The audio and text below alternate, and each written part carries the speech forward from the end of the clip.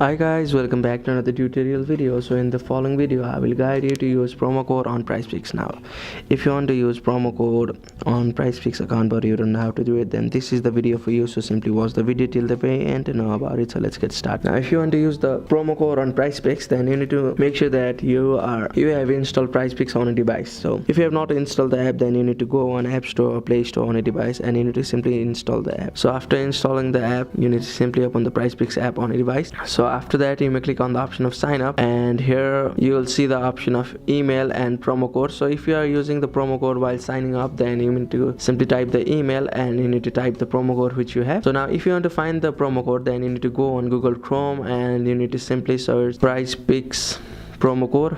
And here the PrizePicks page will also give you the promo code if you're trying to sign up. So it has been last updated on February 13, and here is the promo code which will also give you a $50 for now. So you may find promo code on various other third-party websites also. So after that, you may simply enter the promo code like this, and after that you may simply sign up and continue using your promo code. So that's it. That's how you can use promo code on PrizePicks.